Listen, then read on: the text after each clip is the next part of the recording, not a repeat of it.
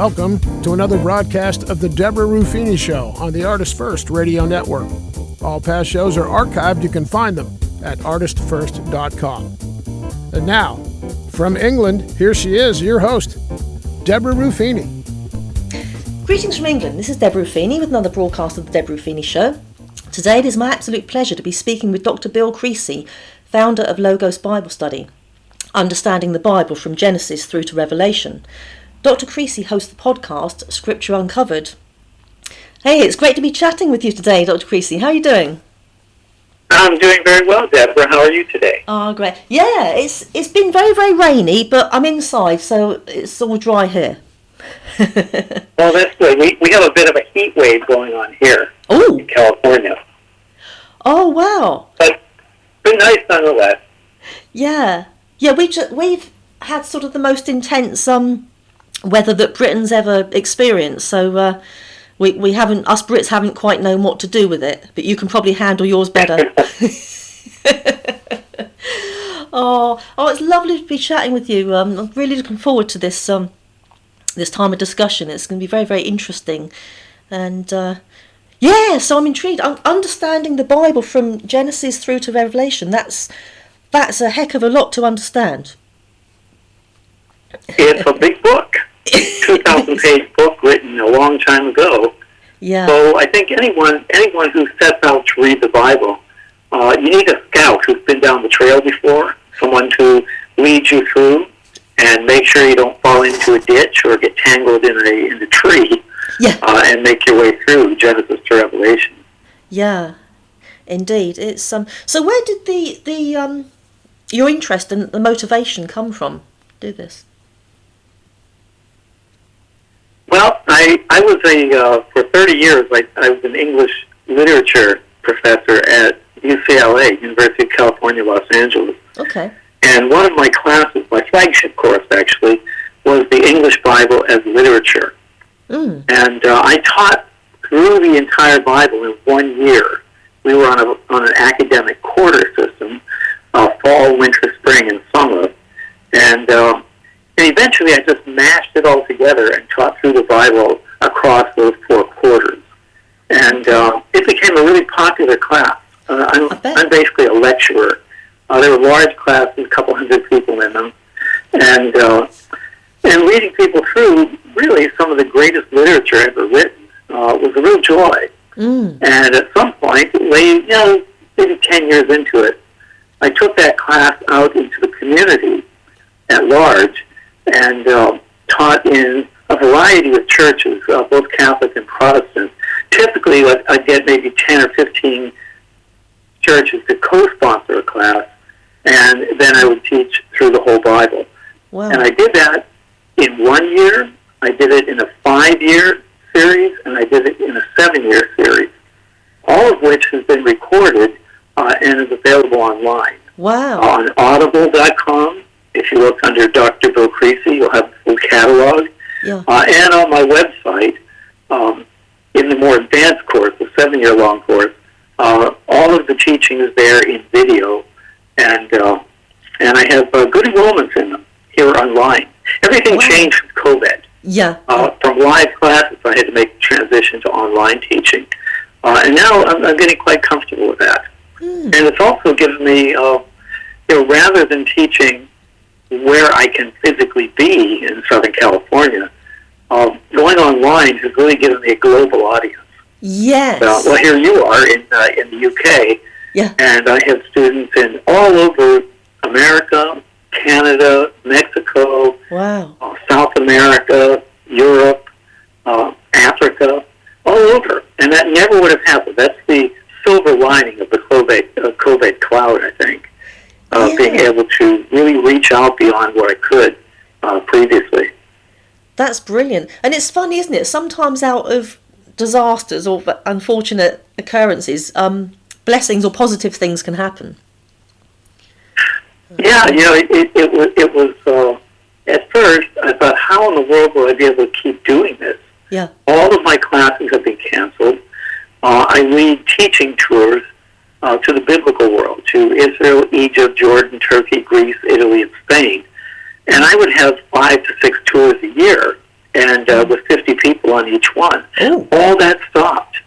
And I thought, well, I'm out of business here. Yeah. There's nothing to do except sit at home and be depressed. Yeah. But then, adapt, improvise, overcome. And I had to do that. And with the help of my son Jonathan, who lives in Ireland, he's in Dublin, he built my website and really got everything up and running. I don't have that kind of technical ability, but he does. Oh, wow. And that was a real blessing. Yeah. Yeah, oh, that's great. Yeah, it's good. Same here. I'm an absolute technophobe. I wouldn't know the first thing doing websites and that. It's very clever, isn't it, to be able to do that sort of things. Oh, great. So, so that's amazing to actually have such a huge outreach, if you like. And is it true you encourage questions and answers on your broadcast, Scripture Uncovered? Is that right? Scripture Uncovered is podcast. So, and I just finished recording episode 163. Ooh-wee. So it's been going for a while. And I asked Jonathan about it. He manages that as well. Yeah. And he said, as of this past week, we have a little over 850,000 listeners who tune into the broadcast and listen to the lessons. So that's been a really good thing. I also have a podcast on Spotify called The 1 Year Bible. Oh, right. And I just put that up about 2 or 3 months ago. And I teach through the entire Bible in 1 year. They're pre-recorded, and so they come up automatically every Tuesday and Thursday. So all that's going on, and it's been truly an extraordinary thing. Yeah. They have open office hours on Tuesday and Thursday from 11 a.m. until noon Pacific time, where any of my listeners can jump into the Zoom office hours, and I can see them right on my computer screen here and talk with everybody and get to meet people that way. Great. So the technology has really helped in this post-COVID era. Yeah, absolutely. It's healthy, isn't it, to be allowed to ask questions with regard to things which we may struggle grasping, or things which we may have difficulty in believing with Scripture. Yeah, absolutely. And each quarter on my website, logosbiblestudy.com, I have a featured course each quarter. Right now, it's the story of King David, and there are 2 video lessons each week that people watch. They run 45 minutes to an hour. And then on Saturday morning from 10 a.m. until noon, I have a seminar on those 2 lessons. Oh. So I typically get 50 or 60 people online on Zoom, and we have a 2-hour discussion about the lessons on Saturday. And then, of course, the open office hours on Tuesday and Thursday. Anyone can drop in and talk about anything they want and ask questions. And just basically, it's Tuesday and Thursday's coffee with Bill. Informal, and talk about whatever we would like to talk about. That's wonderful. And Bill, we need Christians like you who are, because even just chatting with you now, I can tell that you're not someone who would consider someone as rebellious for asking, or because that's so important. So many times we can judge people that, oh, for goodness sake, you're being troublesome for asking something that you're just naturally concerned. I enjoy answering the questions, and whether they be about the Bible or just life in general. I like engaging with my audience that way. Oh, that's beautiful. That's very healthy. Yeah. It's is there one particular question that you're asked, or are there certain questions that put your way more than others, or are there sort of typical things that you hear? Well, I think given that I teach the Bible all the way through Genesis to Revelation, the questions tend to be the most basic questions are, well, why should I be reading the Bible? What's it have to do with me? It's a book written a long time ago, and I think many people, if they have any experience with the Bible, it was when they were a child or growing up, and it's kind of like Santa Claus. You find out that, well, Santa's not really what I thought he was, and it's all fantasy. Yeah. But we have truly one of the great works of world literature. And I'm not a theologian. I'm a literature teacher. I teach story. Yeah. And stories are a really good way to enter into profound discussions about the human condition. And I think that's what the Bible does so well. When you turn the page to Genesis chapter 1, from Genesis 1 all the way through Revelation, we have essentially a linear narrative with recapitulation that addresses those fundamental issues of human condition. And that's how I go at it. That's how I approach the Bible. And I think what makes it attractive for many people, it's not wrapped in religion, at least as I engage it. It's a really good story, and people love story. And when I lead my teaching tours, we go to the places where the stories happen, and I teach the stories on site.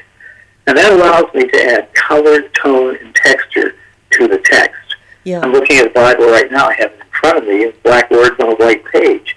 But after you travel with me and we teach the stories on site, you're now reading Technicolor and hearing in Dolby sound. You know, it really brings it alive. Yeah.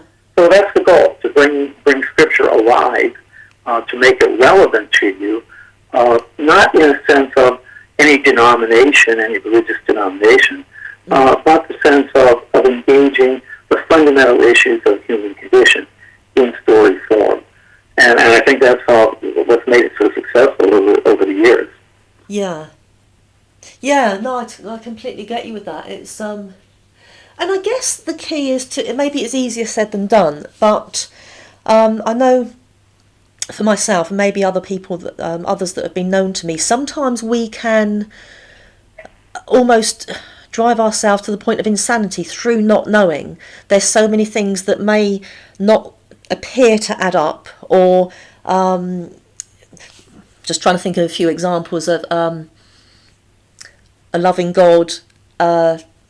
You know, where did evil come from, and you know, having the foreknowledge of not everyone will understand or even believe, you know, let alone taking on the gospel, but may not believe in God, and how can disbelief be punished, that sort of thing. So I think there's lots of questions that are certain things that may always just be unknowns, you know, queries that will be answered hopefully on the second journey of life. Yeah, you know. Yeah. Well, we'll find out eventually, I guess. Huh? Yeah. But you know, so often, particularly in a church context, and it varies from denomination to denomination. But so often, the Bible's used as a kind of bludgeon to beat people over the head and make them behave. Yeah, yeah. And that's not anything I do at all. I really want to bring the stories alive. And you look at the story of your own life. You have times in your life when you're living in a totally wrong way. You've been captured by something that you can't seem to control. And why is that? You know, how do we get to the bottom of that?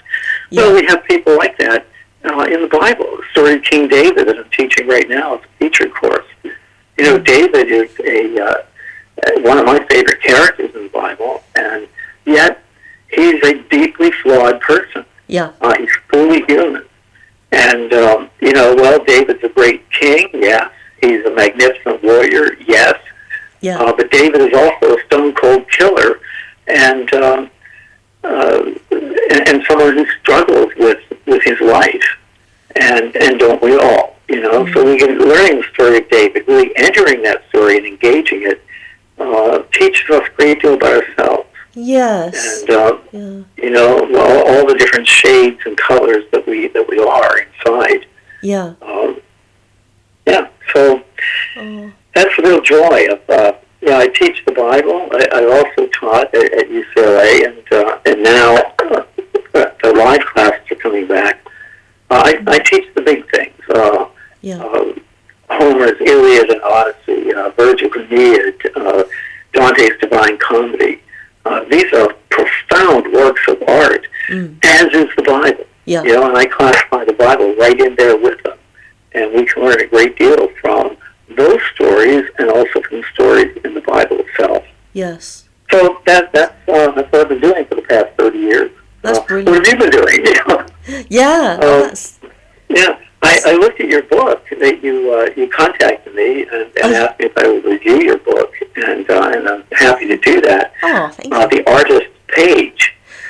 So I really enjoyed it. It's a poem. It's a poem, and the illustrations by Dina Taylor are very nice. They're William Morris-like, and it's a very nice job. Oh, thank you. Yes, she's very. She's a very. What prompted you to write the poem? Thank you. Yeah, Dina's a very close friend of mine. She's very ultra talented, and she was the perfect person for the job. She's brilliant. I think. Yeah, you're the ideal person, Bill, for me to speak to about this, because in the line of work you do, I think my motivation for this was I'd also experienced in my own life and seen so many situations in the church at large where people had been put off going to church or had lost their faith through having to get everything right, or this whole, I remember being I was 10 years old, I think, when I saw the film Thief in the Night. Are you familiar with Thief in the Night? No, I'm not. Oh, it was it was kind of petrifying. It was it was about the second coming, and it was kind of fear-mongery, and a young woman is set in the 70s, so there's lots of flares involved, and the husband is taken and the woman is left, and you see the electric razor going off in the kitchen, and it's all dum dum dum, and I remember thinking, even as a child, crumbs, there's an awful lot to have to get right. We not only have to believe in God in the first place, we have to get his name right. We then have to get the denomination right and the doctrine within that denomination. How are we going to do it? How are we going to do it? And this sort of set me off on a panic way into, well, I wrote it when I was probably 45. I'm now 51. So until all that time, I was still, and I just thought, I don't want to take away from Scripture, but I wanted to write something where you had a divine creator who was simply saddened by people coming into the studio and seeing his work of art on the canvas but not seeing him.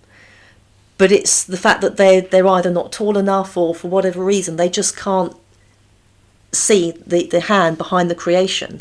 And I think that's most people who, any sincere disbeliever, it's simply a matter of they just, to you and I, it's surely you can see evidence all around. That God is everywhere. But I do think with an honest disbeliever, they just can't see that. And I don't know where that leaves. I still don't know, really. Maybe you can answer this. I don't know where that leaves an all-loving, unconditionally loving God. When you've got who will punish disbelief when they really haven't seen. I mean, I think of it like, I'm a huge Bruce Springsteen fan, and if you were to say to me, Deborah, Bruce Springsteen's sat outside your house eating a sandwich, ask him in, I don't think I'd bother going out there, because I really wouldn't believe that it was true. No disrespect to yourself, but I would find it so hard to believe that was true. It's not because I'm in rebellion of the thought. I'd love to believe he's out there, and have him in for a cup of tea and have him here talking with us. But I just really would find it very hard to believe. And I think some people, you and I, may find that hard to get our heads around, but I think they just don't see it. And so I wanted a book that represented Christ, represented God, but he's just saying, oh, I'm so sad that you don't see me. But I don't know whether that leaves it almost blasphemous, in that I'm not taking it any further with, I have to send you into an eternal torment because you haven't seen me. That's the question. I think the idea of the artist page, of God as creator, and when you look at creation, I think that's where one should start. Looking at creation, and it's an extraordinary thing. I was looking at pictures just this past week of the new Webb telescope. Oh. That is looking. The pictures are astounding. Oh. And you're looking at light that left that star over 1 billion years ago. Yeah. Light travels 186,000 miles per second, From 1 billion years of light. It's enormous. But my own experience of that, let me give you 2 examples that might give us some place to talk here. I was for many years a very avid scuba diver. Okay. And I traveled all over the world diving. I was leading diving tours as well. And my favorite place to go was the Egyptian Red Sea.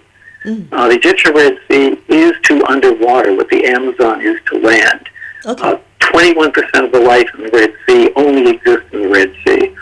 And every summer when UCLA ended on the spring quarter, I would take a group to Egypt to dive the Red Sea, and would charter a boat and would own the boat for a week or two so we could go and do whatever we wanted. And I remember one dive, we typically do 5 dives during a day, and one dive in the afternoon, about 2 o'clock in the afternoon, I rolled off the boat and dropped down, and the water was like liquid crystal, perfectly clear. You could see for 100 yards. Right.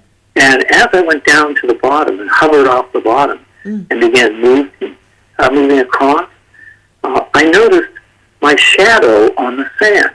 And I turned and looked up and saw the sun shining through the water, making that shadow.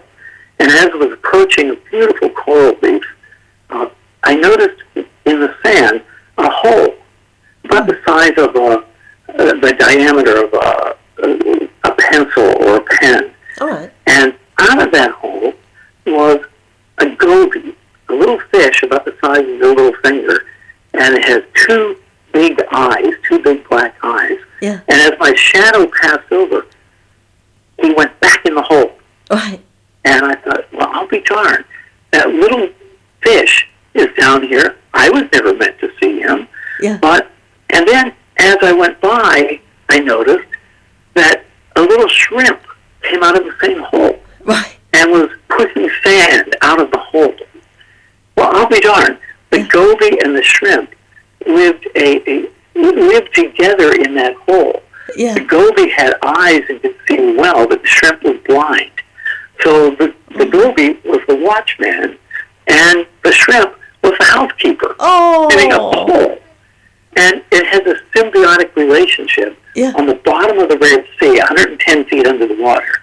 That was just absolutely extraordinary. Wow. And I marveled at that. Yeah. Later that summer, we were also doing a lot of mountaineering. And that summer, the group that I had in the Red Sea, we went on to Africa, to Kenya and Tanzania, and we climbed Mount Kilimanjaro. And that was a great adventure. But I remember the night before the summit, we were at about 17,000 feet.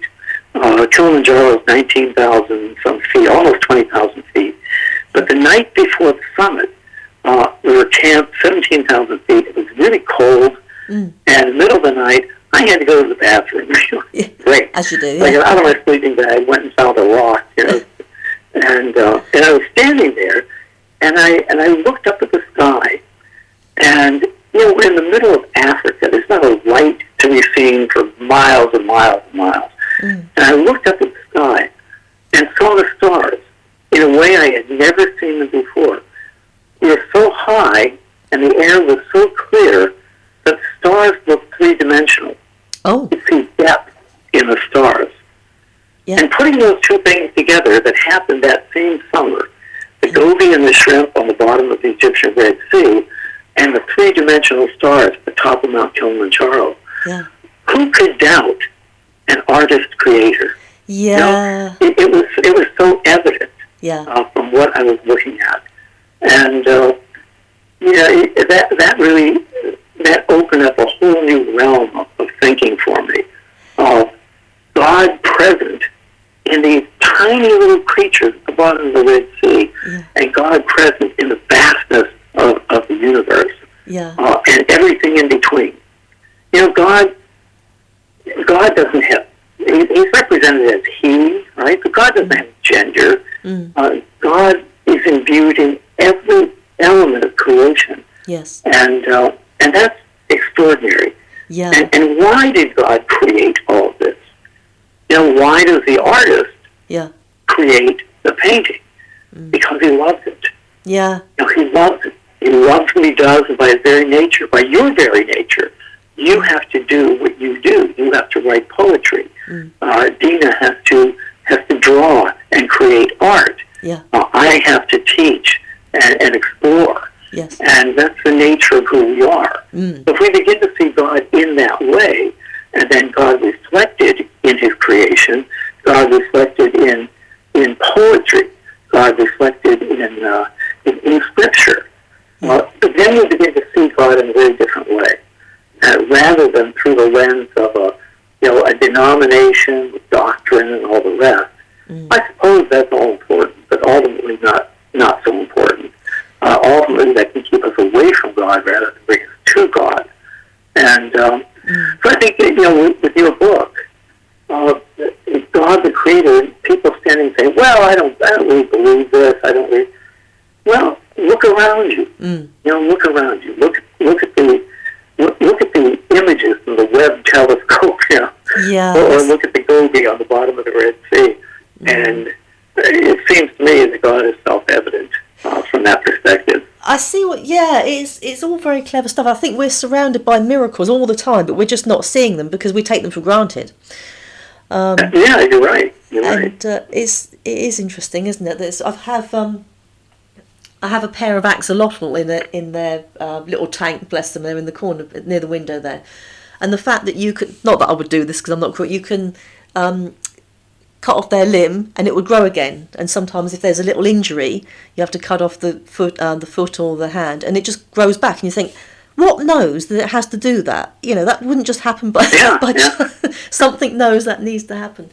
But it is very clever, isn't it? All this stuff, and also the whole thing of those two little creatures right at the bottom there, all that consciousness going on within those tiny bodies.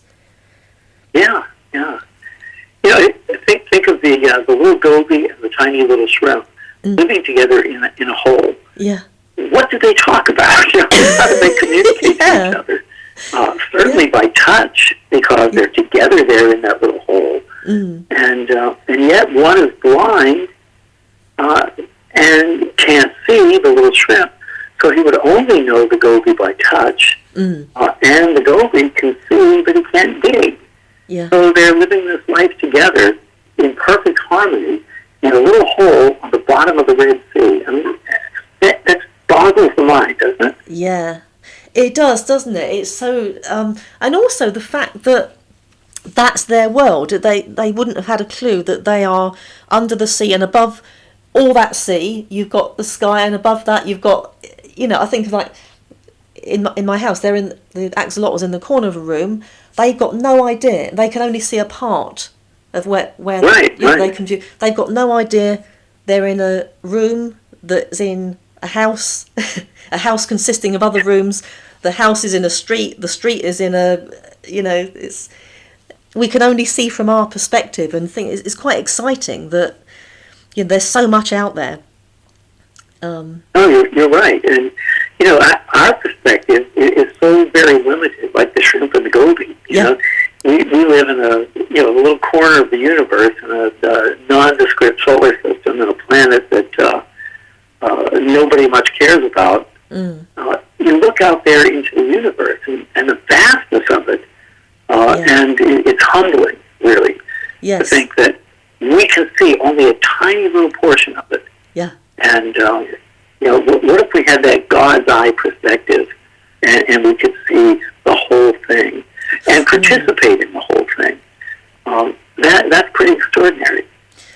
Yeah, I don't think our minds would. I mean, as scary as it can be that we don't know so much, and it's probably God's way of protecting us that we don't know. Otherwise, we'd be God anyway, wouldn't we? If we could fathom everything. But I think our tiny human brains just wouldn't be able to cope with what's beyond the furthest star. You know, it's too wondrous. It's too. I think it has to be, to a degree, remaining as mysterious, because it would blow our minds. I think. If we knew everything, I would mind anyway. But I think it does make. Sorry, yeah, go ahead. No, we can't know everything, but what we do know gives us hints, if you will, of a much greater reality, something that we participate in a very small way. But by looking at the artist's page, by looking at the work of God, at the creation of God, and the vastness of it, we can, in a sense, in a small way, participate in that. Yeah. And when you look at a beautiful painting, I was in Florence, Italy, not long ago, and saw Michelangelo's David, the statue, and it's breathtaking. Yeah. And we get little hints of the eternal through art, hints of the eternal through music, through literature, through poetry. Yes. And that's all we can manage. Yeah. Now. Yeah. At some point in the future, when we slip the early bonds of Earth, as it were, perhaps we'll have a much greater insight into it. And that's something I look forward to, actually. Yes, yeah, no, I see what you mean by that. It's it does make it. So, can I ask your thoughts on this, please, Dr. Creasy? What would you say to? Because for you and I, it's hard to get into the mind of an absolute atheist who just can't see what we're discussing here. I mean, do you think that in a lot of cases they don't want to think about it because they want to have the answers to everything, so therefore if they think about all this, there's so much more they're not going to know, so they'd rather just put a limit on their mind, if you like? Or do you think they would, if we believe in God, then there's someone to be accountable to? And what do you think about that? What's your experience with people who say they don't believe? Well, I spent 30 years teaching at a profoundly secular university, University of California at Los Angeles, and I had many students who were proclaimed atheists. Right. I think that's a very narrow perspective.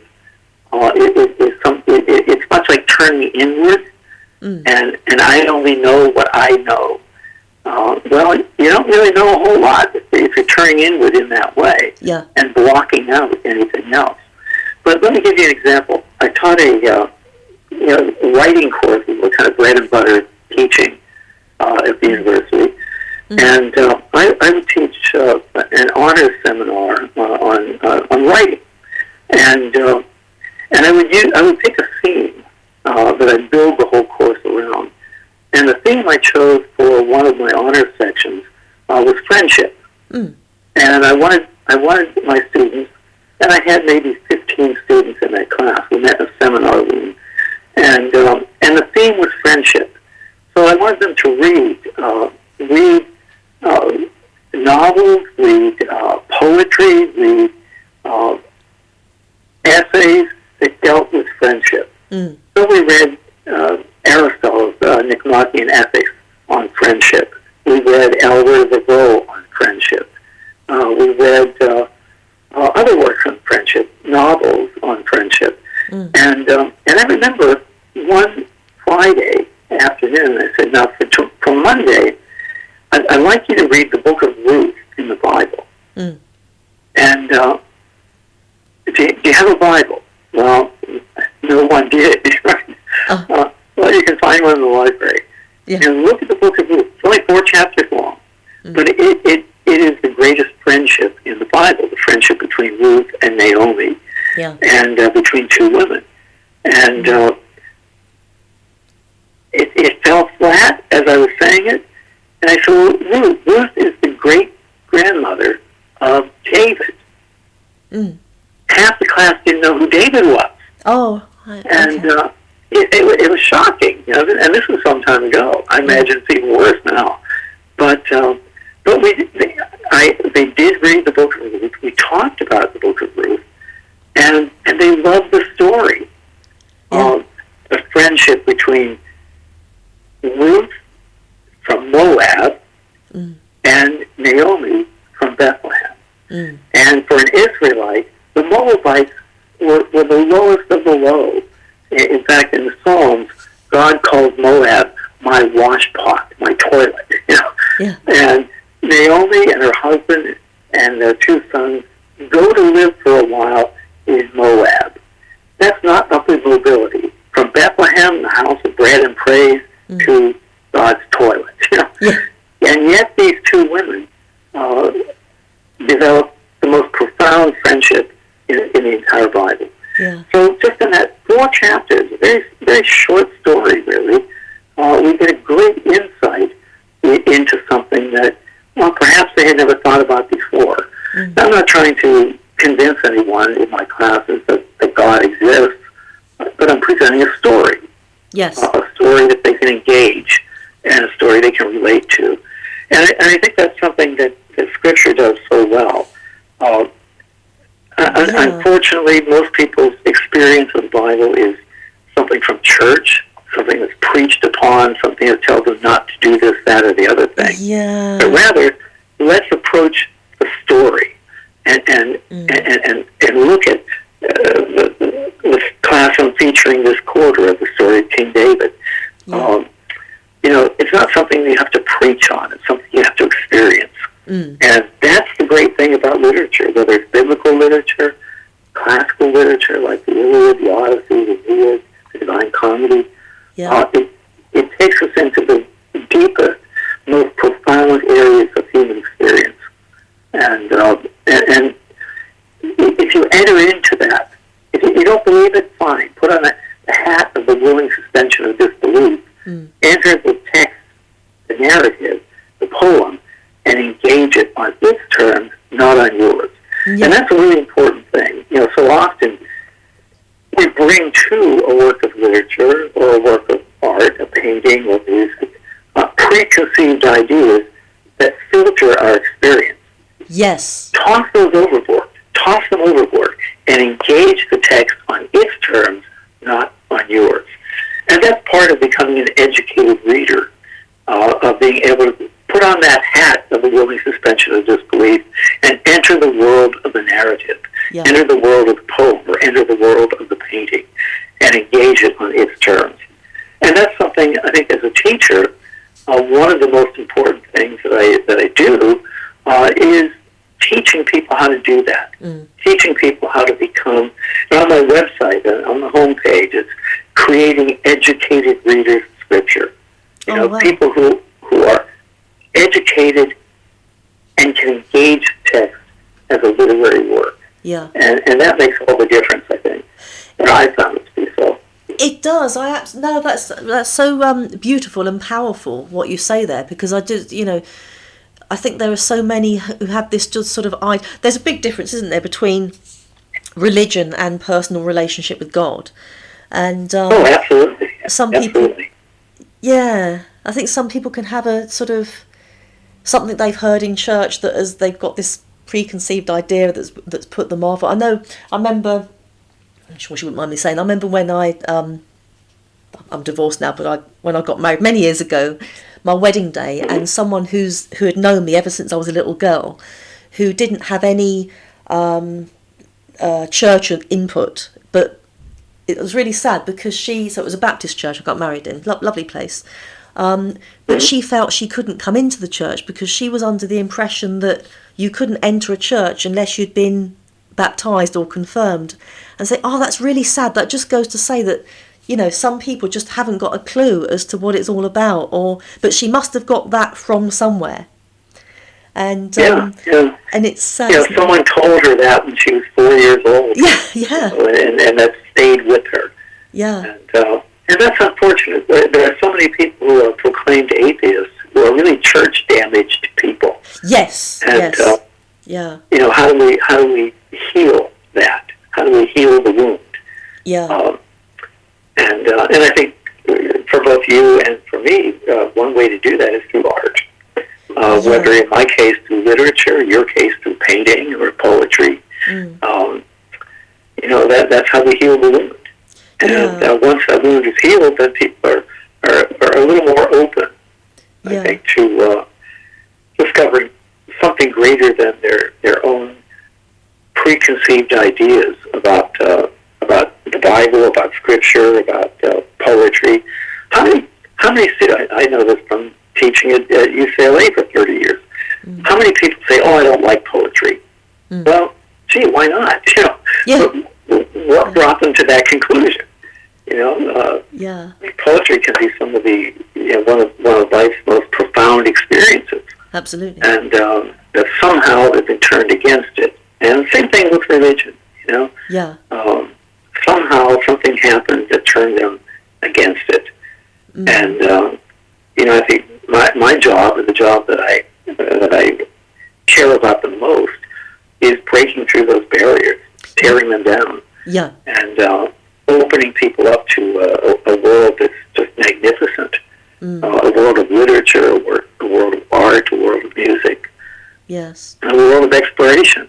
Absolutely. You know, exploring not just the depths of the Red Sea and the heights of Mount Kilimanjaro, but exploring your own inner life. Yeah. That's so wonderfully reflected in the works of literature that we're talking about.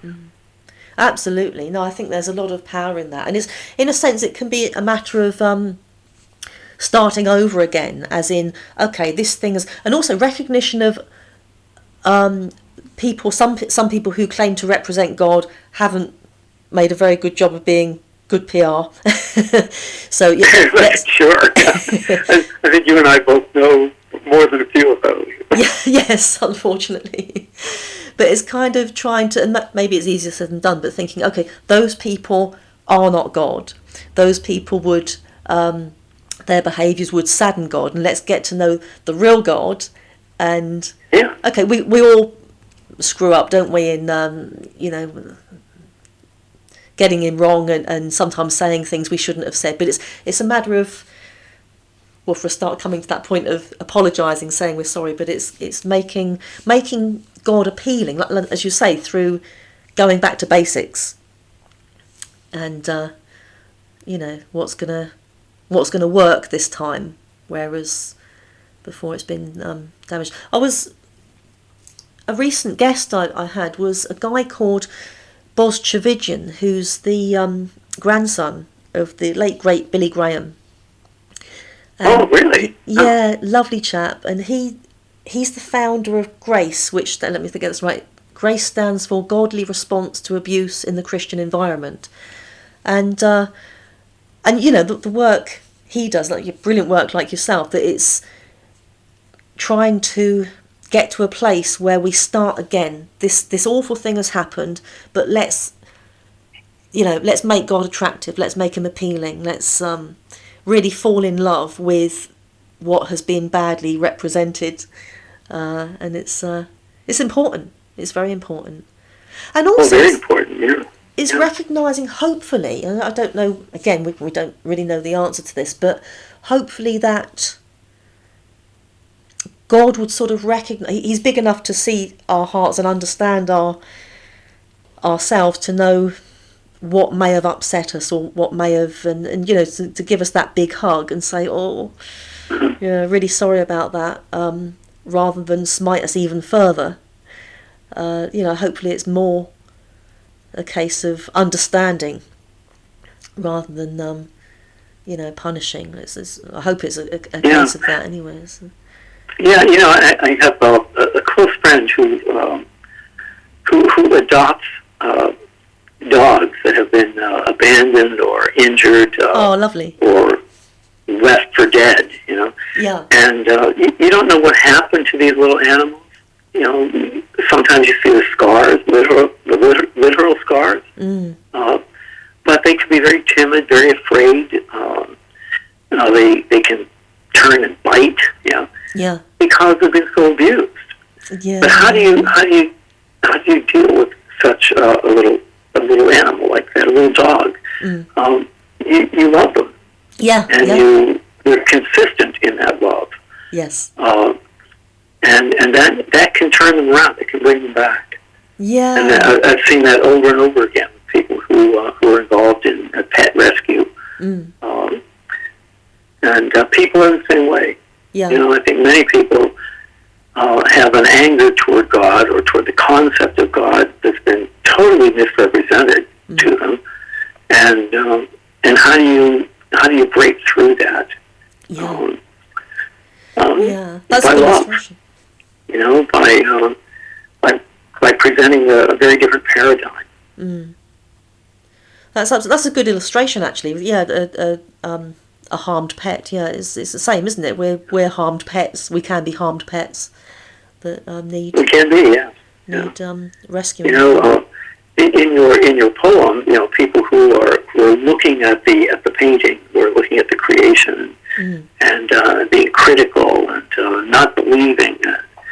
Well, where did that come from? Yeah. What's the background to that? What formed that thinking? And that's something that I have to think about in teaching, and that you have to think about in writing. Yeah. How do we address that? And for me, when I bring people newly to the Bible, I'm not going to begin with Leviticus. I'm going to begin with a really good story. Yeah. And how about we start with the Book of Ruth? The greatest friendship in the whole Bible. Yeah. Or the friendship between David and Jonathan.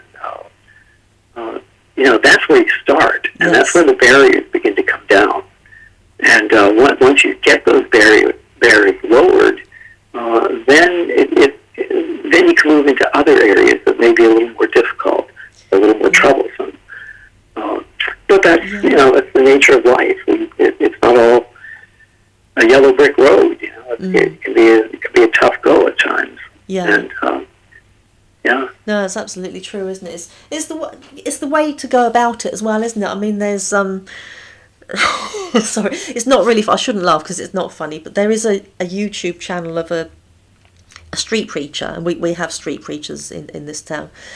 And I think sometimes they mean well, but he will basically put people's backs up and then post it on YouTube in a title where he's saying, "Look at how this awful heathen has treated me." Then runs off and plays the victim, and you think, I don't know if that's the best way to show the love of God. No, for sure. Yeah. But but we'll. But it's something. How do we address all this? Well, I don't know. You take a piece of chalk, draw a circle on the floor, and step inside of it and start there. Yeah. Start with you, and then reach out to the people closest to you in ways that draw them into the circle and expand the circle. Yeah. And it's not excluding; it's including, and yes. You can do that through your poetry. I can do it through my teaching, and but you have to be aware of it. Aware of what you're doing, not just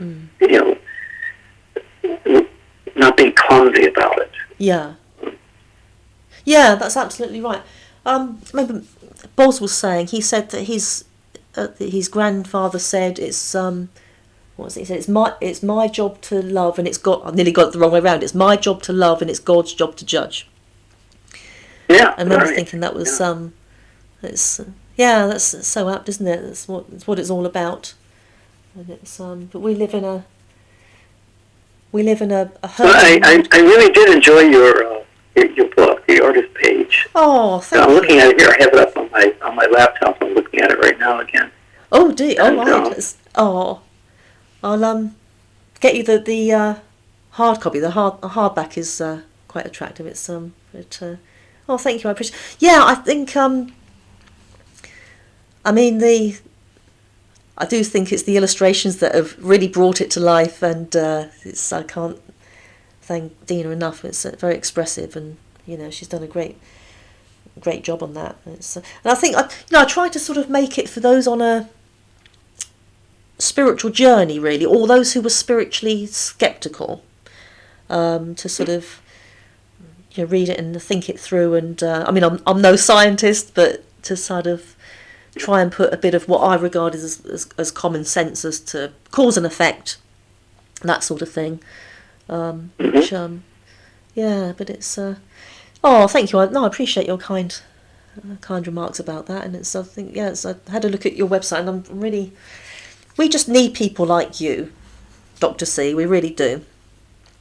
And it's such a blessing. And people like you. I didn't know you before you contacted me, and but here we are. Yes. You reached out. I responded, and here we are. And that's where you begin. Draw that circle on the floor, step inside, and reach out. Absolutely. And that's what we're doing. Oh, and also, Go ahead. That's how God works, isn't it? As well, sort of bringing people together, things that you wouldn't normally, unexpected moves, to bring people together. It's again all part of the miracles that are surrounding us that we sort of take. I think there's so many things miracles happening that we're taking for granted. It's very, very clever stuff. But it's been wonderful to chat with you, Dr. I really enjoyed talking with you. And one of the marvels of the post-COVID world. Here you are in the UK, and here I am in San Diego, California, and we're having a conversation here about the artist page. Whether the artist be God or you or me,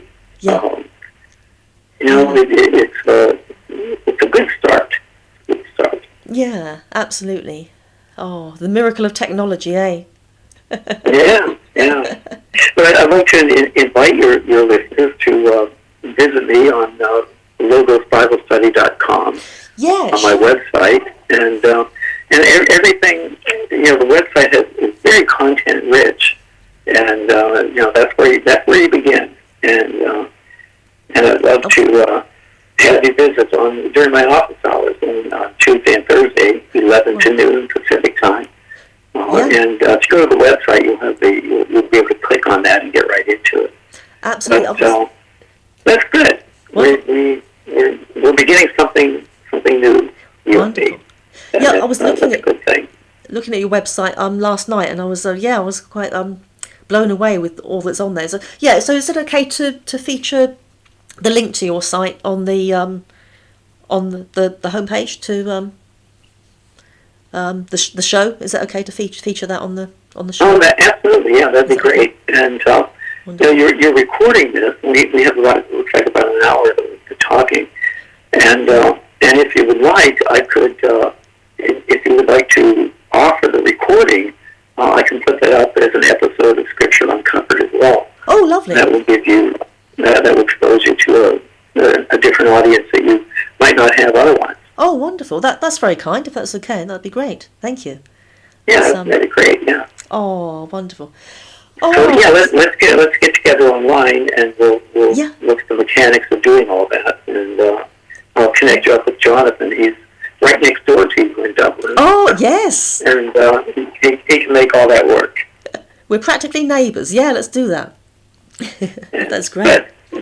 Oh, thank you so much. It's been an absolute honour to chat with you, and thank you so much for your huge enlightenment and humbleness and being such a blessing to so many. And it's been lovely to chat, and we'll catch up again soon. Yeah, well, I'm very happy to be here with you. It's been a real honour and privilege. Thank you, Deborah. That's wonderful. You're more than welcome. And to the audience, thank you for tuning in. And until next time, lots of love and God bless.